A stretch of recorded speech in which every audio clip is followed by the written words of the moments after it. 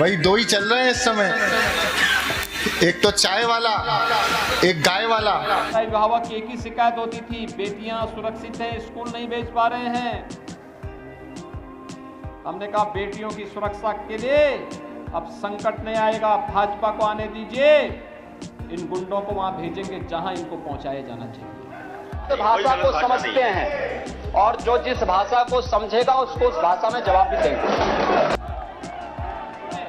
कैराना के व्यापारियों के प्लान के लिए जो जिम्मेदार थे,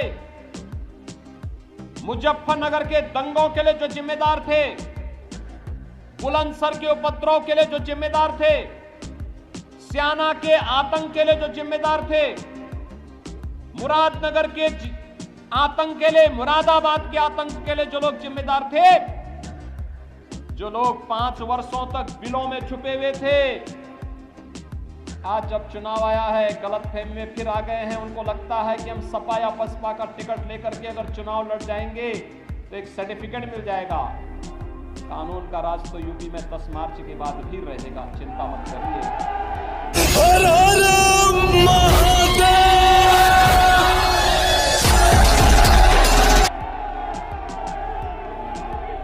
कानून का राज तो तब भी रहना है।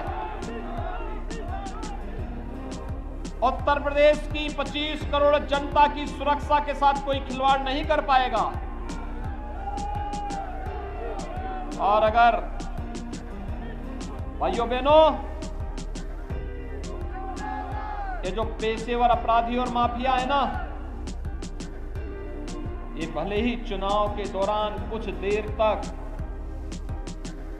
धौंस दिखाने का प्रयास करेंगे, लेकिन 10 मार्च के बाद आप देखेंगे इनके गले में तख्ती लटकती हुई दिखाई देगी। ये लोग किसी थाने की चौखट में जाकर के इस बात की भीख मांगते हुए दिखाई देंगे कि बकस दो। अरे योगी जी धीरे धीरे, योगी जी योगी जी नहीं हम झांझ मजीरे। बकस दो। कावड़ यात्री चलेंगे नीचे, ऊपर से हेलीकॉप्टर से निगरानी करो, दूर दूर तक देखो। एक तरफ पुष्प वर्षा कावड़ यात्रियों पे करो, और अगर कोई दंगाई किसी कावड़ यात्री की सुरक्षा में सेंध लगाने का कुत्सित प्रयास कर रहा है तो उसको भी वहीं पर उसको निशाना बना।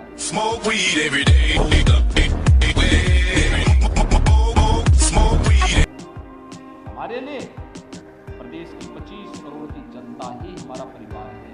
उसकी सुरक्षा, उसकी समृद्धि, उसकी खुशहाली, यही हमारी खुशहाली है। अगर हम चाहते हैं कानून का राज बना रहे, अगर हम चाहते हैं कि एक कानून का राज इसी प्रकार से बना रहे, हर नागरिक का, हर गरीब का, हर व्यापारी का, हर नौजवान का, हर किसान का, हर महिला का, हर बेटी की सुनवाई होती रहे, अगर आप चाहते हैं थानों का संचालन कोई हिस्ट्री सीटर न करे, अगर आप चाहते हैं कावड़ यात्रा अनवरत इसी प्रकार से चलती रहे, अगर आप चाहते हैं अन्नदाता किसानों का सम्मान इसी प्रकार से बना रहे, अगर आप चाहते हैं व्यापारियों को सुरक्षा इसी प्रकार से मिलती रहे, अगर आप चाहते हैं कैराना जैसे पलायन उत्तर प्रदेश से न होने पाए, अगर आप चाहते हैं कि उत्तर प्रदेश में जो एक ओवरऑल परसेप्शन उत्तर प्रदेश का अच्छा गया है देश के अंदर, यह अनवरत इसी रूप में आगे बढ़ता रहे, अगर आप चाहते हैं कि उद्योग लगते रहें और नौजवानों के लिए रोजगार के नए नए अवसर मिलते रहें, अगर आप चाहते हैं तुष्टीकरण की राजनीति हर हाल में बंद होनी है, और अगर आप चाहते हैं कि पेशेवर अपराधी और माफियाओं की अवैध कमाई पर सरकार का बुलडोजर इसी प्रकार से चलता रहे, तो एकमात्र विकल्प भाजपा है।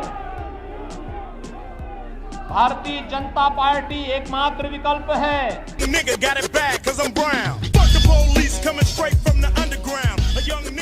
की अपील करें, अगर शांति, सौहार्द और सुरक्षा का ये माहौल, समृद्धि और खुशहाली का ये माहौल अनवरत बना रहना है, तो भारतीय जनता पार्टी आवश्यक है।